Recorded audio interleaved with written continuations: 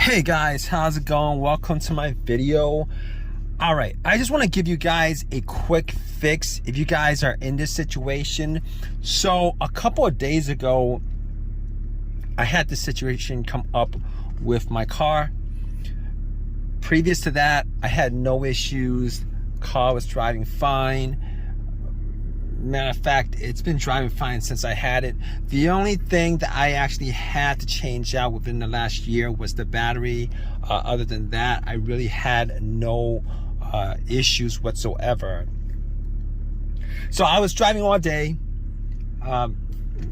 went into supermarket, got some cherry ice cream. Love cherry ice cream. Got like 2 tubs of it, came out and was all ready to go home and have some good old ice cream in the hot summer, and it cranked, but it wouldn't start. Cranked, it wouldn't start. So I was thinking to myself, oh wow, okay, so this is a situation. It's not the worst situation. I'm getting power to everything. The AC wasn't working because the car wasn't turning on, but the blow motor was working. The radio worked. Everything worked, but it just would not turn. It would not run. It wouldn't run. It wouldn't run. So here's this situation. I'm stuck with 2 tubs of ice cream. It's like 95 degrees out, and I didn't want to waste ice cream. So I'm like, all right, let me just do see if I could do a quick fix on this. Hopefully it was a quick fix. Maybe some weird thing. So I just kept on cranking it. Kept on cranking it like 6, 7, 8 times, hoping that it would start. It wouldn't start. So I was like, okay, so this might be more of a serious situation, because I was trying to get into neutral and all the other gears and try starting in neutral, and it didn't work. So I was thinking to myself, okay, hopefully it's not something too bad, because there's no check engine light on the dash. Okay, there's no check engine light on the dash. I was hoping it wasn't too bad. So and I specifically caught that there was no check engine light on the dash. Didn't see any kind of red check engine light on the dash. So I was like, okay, all right, let's get to the battery and see if there's any issue with the battery, because it was changed out 6 months ago. Normally batteries last for 4 years, and it shouldn't go out within 6 months, within a year. So I was thinking to myself, hopefully it's something that's kind of simple. Maybe there's a little corrosion on the terminals. Maybe it wasn't tightened. Maybe there was some play on the terminal. So I was like, okay, got to the battery and everything looked good. The terminal looked good. It was tight. I wiggled it. It wouldn't wiggle. As far as I could tell, there was no corrosion on the terminals whatsoever. And I did also make sure to check the negative line that went to the frame, make sure it's connected, make sure it's no corrosion, etc. And I was like, okay. Now I couldn't be 100% sure that it wasn't the battery. All the cranks that I was hearing were strong cranks. Now normally if the battery's kind of weak, I would hear like a weak crank, but I cranked it up like 8 times, and every single time it seemed to be really strong. So I was like, let me check this out further. Maybe I'll just turn on the lights, the headlights, and see if it's bright. And the headlights were bright. So I was like, here's the problem. All right, the battery seems to be good. Now, obviously at this point, I'm thinking 99% sure it's not the battery, like 99% sure it's not the battery. But I was thinking to myself, what if it could be the battery? You know, because I gotta get this ice cream home. What if it could be the battery? All right, because it's 90 degrees out and there's no AC. All the windows are down. Ice cream is melting. And I'm thinking to myself, all right, I do have a jumper pack. One of those no-codes that I got from Walmart. Like when I had that battery issue, about a year ago. So I hooked it up. It was 75% loaded. Turn on. Try to start the car. Same thing. Nothing. No. It was a crank. No start. Same strong crank. No start. So I at that point I ruled out the battery 100%. 100%. I ruled it out. So basically, I got back in my car, really hot, and I was thinking, I gotta throw out this ice cream. It's like, I'm like 15 minutes into this hot weather, got ice cream. It's gonna be melted within like 40 minutes. That's what I was thinking, all right? It was pretty soft, So I was like, maybe I should eat this ice cream.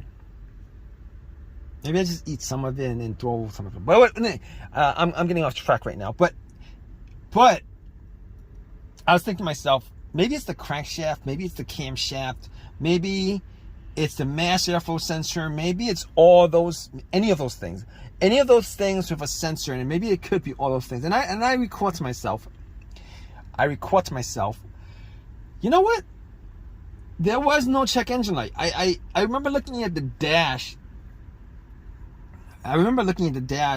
For whatever reason. I remember looking at the dash and I didn't record a check engine light because I would have noticed it. All right. And if any of those components, the mass airflow sensor, the crankshaft, the camshaft, the throttle position, if any of those sensors, any of those sensors had any issues whatsoever, for the most part, like 99% of the time, if any of those sensors has issues, there's a good chance 99% of the time that the check engine light will illuminate or at least blink. Now, I didn't have an OBD2 scanner on me to scan it all the way through, so I don't know that 100% for a fact, but I know that I could probably rule out most of those things. So at that point, I was like, I was sitting in my car. It was hot. I was thinking about calling AAA, and at that point, I was like, let me just eat some ice cream. I ate some ice cream. I filled my stomach up, trying to figure out what could be the cause of it. It could be a bunch of things, but I was going through the most obvious things that it could be. It could be, after ruling out the battery, after ruling out all the sensors, because there was no check engine light, I was thinking, here's what's left. All right, the fuel pump relay, the fuel filter. It's either not getting fuel or it's something electrical, like a blown fuse or blown relay. Now, my next step was I went and checked the fuses and the relays. Now, all the fuses look good. I didn't have a fuse tester on me, but I looked at the fuse box just to make sure nothing looked like it was brownish or burnt or any of that nature, and none of it looked burnt. I didn't smell any kind of burnt coming from it. So I was like, maybe it's the fuel pump. It could be the fuel pump. Maybe it's the fuel pump relay. One of those things may have gone out. So I was thinking, I got back in my car. I actually tried to start my car, trying to listen to see whether there's priming at the fuel pump. Now, funny enough, I was able to hear some buzzing when I turn the key to the on position. All right, the on position is the position before the crank. All right, it's before the crank. Turn it to the on position a couple of times. Turn it off, turn it to the on position. Turn it off, turn it to the on position a couple of times. And I was sitting in my car with my ice cream, melting ice cream. I had a plastic spoon. I was eating ice cream, and it was really good. And I was thinking to myself, all right, I could hear the fuel pump, like a whizzing motorized sound from the fuel pump. I could hear it. And at that point, I was able to rule out two things. I was able to rule out the relay. I was able to rule out the fuel pump. Now, I couldn't rule out the fuel filter.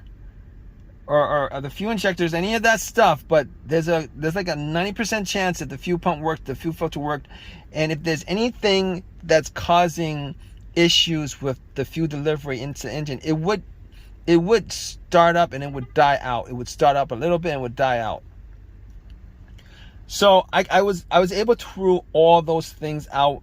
The fuses. Now I didn't have any testers on me, so I wasn't 100% sure that it was any that it couldn't be any of those things. That wasn't like I would need to test it out to say it's 100% that any one of those components could be causing the crank no start issue. So I was sitting back and eating ice cream. I got to like half a tub left, and I was like, I'm gonna have to throw this out. Probably should call AAA. And then I had like a little bit of an epiphany. I was thinking to myself, you know what? I had this issue maybe 5 years 5 years ago on another vehicle. Ran through a lot of the tests, but had it towed, and funny thing is, it turned out to be nothing more. I spent money on towing at that point, and it turned out that it was something that was pretty simple. It was something as simple as the key fob, or the key fob itself not being picked up or recognized by the car's computer, or it was the key fob battery. Now, I've never changed the key fob battery since I had this car, and I wasn't 100% sure whether it was the key fob battery that could be causing the situation, but there is a chance the key fob battery could be causing this situation, particularly if you rule out all the things that I ruled out. So at that point, I was thinking to myself, you know what? I'm gonna take the key fob battery out, because I can't tell 100% whether that's causing the issue. But I went back into the supermarket. All right, I took the battery out of the key fob itself, the remote, got a battery, popped it in, and I was crossing my fingers that it was something as simple as that, because I had no issues with the vehicle previous to that, except for changing out the battery. And guess what, guys? Once I got in and tried to start it, it cranked up. It cranked up immediately.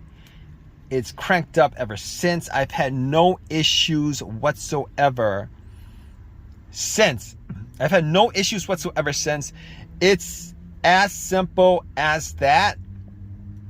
So a lot of times, well, yeah, a lot of times, you know, it could be one of the components that I went through, but sometimes it could be that as simple as your key fob battery that's causing the issue. So if you guys are in this situation, I'm sure you guys are, if you guys are watching this and you guys want to rule out something that could be causing your crank no start situation, and you guys want a very, very, very quick fix, definitely try this out. Okay, take the key, especially if you guys haven't changed the key fob battery in a while, take the key fob battery out and go to your local, wherever it is, CVS, and any place that sells these little flat batteries, buy yourself one of these batteries, replace it, pop it in, and try to start it. If it starts up, then you're all in the clear.